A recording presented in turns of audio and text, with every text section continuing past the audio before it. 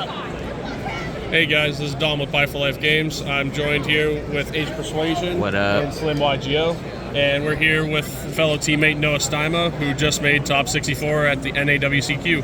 So how you feeling after this long 2 days? So after losing round 1 and 5 to like absolutely unrepairable scenarios, it felt good winning 7 straight and making top cut. It was just super unfortunate on how I went out though.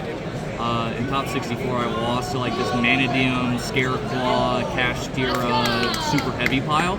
I absolutely braked game 1, and I got hit by a Sage de Fleur over my Arise Heart when I had the Lance in game 2, which just absolutely baffled me. Wow. So I got blew out, torched in top 64, but hey, it's my first actual top outside of regional, so we'll take what we can get. Absolutely. And what deck did you play to get to top 64? We played the Kashtira strategy. All right, well, let's get into it. All right, we're gonna start off with the main deck. Pretty standard main deck outside of a couple tech options, of course. Just how Kashtira is. First tech option, we went with 3 Rise Heart instead of the standard 2. I wanted extra consistency for the event with it being as long as it is. Of course, it didn't matter in the end because we still break game 1, but like it helped out. I drew this a lot. It helped in grind games too. I actually decked somebody out with Rise Heart. It was funny as heck. 2 Unicorn, Scareclaw Cash, standard ratios there. I main deck D-Shifter. Leading up to Nats, I really wasn't enjoying D-Shifter just because I thought I was going to play a lot of mirrors, and I actually did. But I thought I was confident enough in the mirror to where I could actually afford to go -1 in draw phase and still come out on top, which it proved to be true. I didn't drop a single game to a mirror all weekend. There you go. And then, of course, the standard 3 Ash. The card I was thinking over this was Droll, but since we're never ending on a Rise Heart past turn 1, like the game plan is just setting up Shang with a Fenrir and a Unicorn if we can. But of course, if we have Lance already, we of course set up the Rise Heart. Going into the spells, 3 Field Spell and the Terraforming, of course, standard. 3 Birth, 3 Theosis, once again, standard stuff on this part, and then as well as 3 Frost. And then we got 3 Book of Moon. I couldn't decide like this weekend if I wanted to be on hand traps or like trade cards. Going after Euros, I was testing out Christian Thomas's lists and the Oceanic list as well. I ended up just sticking with this because once again I thought I was going to be playing a lot of cash, so I wanted to have other cards to supplement for when I do draw the D-Shifter. Card was amazing all weekend. Here is like my thought process on this that my buddy Mario Jester helped out on a lot. We decided on 2 Talents, 2 Dark Hole, and then 2 Forbidden Lance.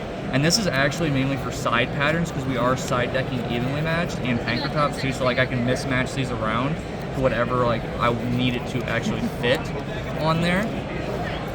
And then traps, just 3 Imperm, and then the big guy. 41 cards, just because I played the 6, I couldn't cut down on 1, but I really only braked 3 times the whole weekend. Just unfortunate when I'm having a top 64. Going on to the extra deck, I didn't catch wind of the Infinitrack stuff from the list. I did look over that for the extra deck, as well as like the whole Firewall 10k damage combo that is going around. So it's a pretty standard extra deck. Just 2 Shang, 2 Big Eye, 2 Zeus, Draco Sack actually out of the skill drain once, pretty good. Dark Armed, Rise Heart. Like I said, we were never ending on this turn 1 unless we had the Lance. We were always ending on Shang with the Fenrir, and if we have Field Spell, it's nice, but if we don't have Field Spell, we normally have enough non-engine to supplement it and kill them on the crackback. For attachments, we got Entis, Skull Knight, Goliath, Omega. My order of operation was always Goliath, and then Entis, and then Omega. I know it's a little bit weird because like you'd think you'd want Omega on there first because they would out the Arise Heart.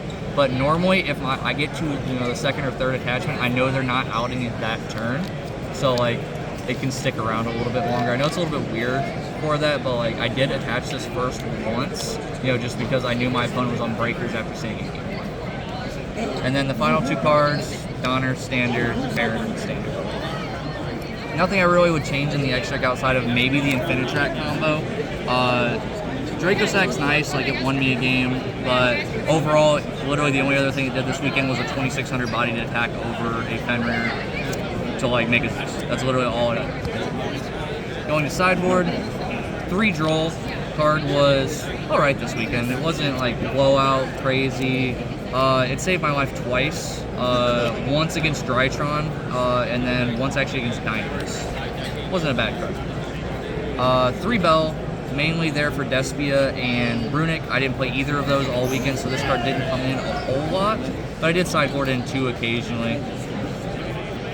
MVP, absolute MVP of the weekend. This card is nuts, and I think if you're playing any type of deck that runs around level 7s, it needs to be in there, as well as, like, I almost died to a dude. The dude ended up punting the game, but he started off by kaijuing over my Fenrir, summoning this out, and then Big Eye my Shang, and the only reason I lived was because he forgot to put a Rise Heart over top of the Shang before he went to battle phase, and then I just evenly matched him at the end of battle phase and then killed him on the crackback because I had Birth already. 3 Cosmic, standard. And then a lot of people don't like this card, but it only backfired on me once this weekend, and it's anti-spell. This thing, people have a magnet for hatred for this card, but it's won me so many games. One round, my Kashtira opponent literally just showed me a hand of 5 spells and just scooped it up. He couldn't do anything at all.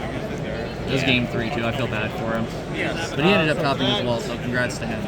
Nice. Alrighty. Shout outs first and foremost, Buy for Life Games. My team, the homies. Shout out to my homie Matt for topping as well with Despia. Huge shout outs to my testing group, Larry, Marcus, Ricardo, Josh. Shout out to the hotel room. We had 3 people going into day 2 with X1 or 2 record, and all 3 of us ended up topping, which was pretty crazy to think about. And then, of course, if I miss anybody here in shout outs, you guys already know you're the real ones. What else is there to shout out? I think that's about it. The group chat for any theory crafting at all. Barbershop as well. All right. Well, congrats again, Noah, on getting top 64. We're really proud of you. If you guys enjoyed the video, make sure to leave a like and subscribe. And Buy for Life Games signing out.